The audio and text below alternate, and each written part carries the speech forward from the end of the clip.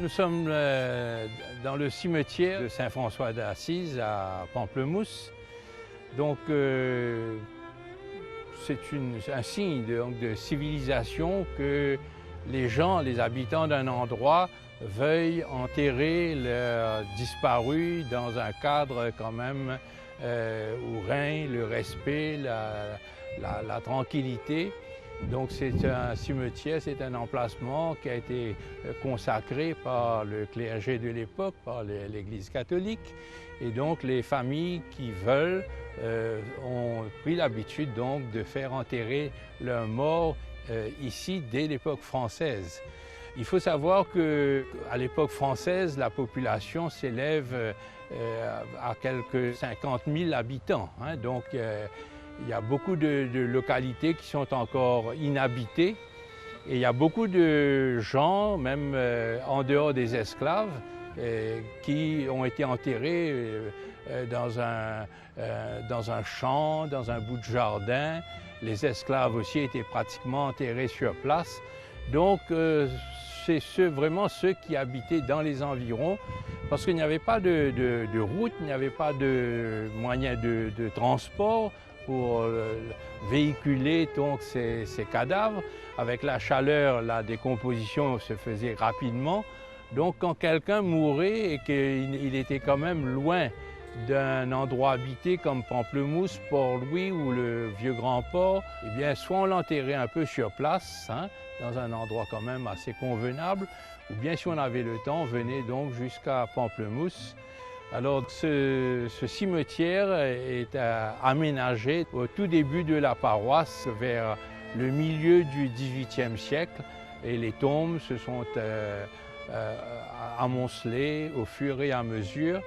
Donc quand on se promène dans ce cimetière, on est frappé par le nombre de tombes remontant jusqu'au 19e et même 18e siècle, c'est-à-dire à l'époque française.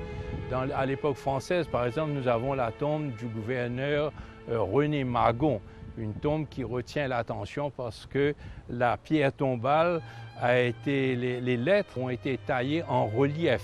Au lieu d'être incrustées dans la pierre, là on a taillé la pierre tout autour, donc c'est un travail absolument colossal, remarquable. Et vous avez donc ici la tombe d'Adrien d'Épinay qui meurt en Europe, mais les cendres sont rapatriées. Adrien d'Épinay est quand même très souvent décrié parce qu'il a pris la défense des propriétaires sucriers au moment de l'émancipation des esclaves. Mais en dehors de cela, il a fait quand même beaucoup de choses pour Maurice.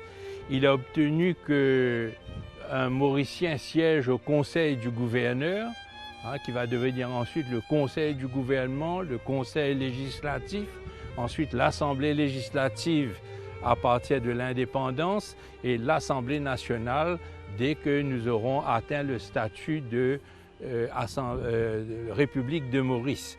Donc on peut considérer Adrien d'Épinay comme le père du parlementarisme mauricien. Nous avons aussi la tombe de la famille Hothart de Bragard.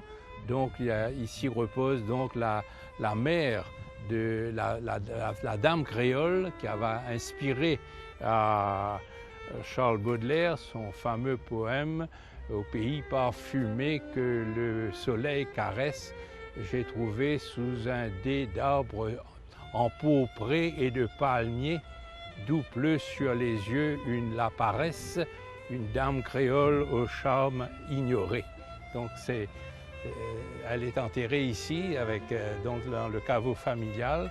Et nous avons aussi la tombe du dernier aumônier de Napoléon à Sainte-Hélène. C'est Monseigneur Bionavita. Après la mort de Napoléon en 1821, il va rentrer en France et à un certain moment, le Vatican, le Saint-Siège, aura besoin d'un prélat pour venir à Maurice faire une enquête sur le vicaire apostolique de l'époque, Monseigneur Slater, parce que le Vatican a reçu pas mal de doléances le concernant. Donc Monseigneur Bionavita va venir ici Il est déjà âgé, souffrant, et donc il va s'installer à Pamplemousse, qui est quand même un endroit relativement reposant. Il va desservir la paroisse de Pamplemousse et il va mourir ici, et donc sa tombe est considérée comme un monument historique. Donc cette présence de Monseigneur Bionavita, dernier aumônier de Napoléon à Sainte-Hélène, ajoute au caractère historique de Pamplemousse.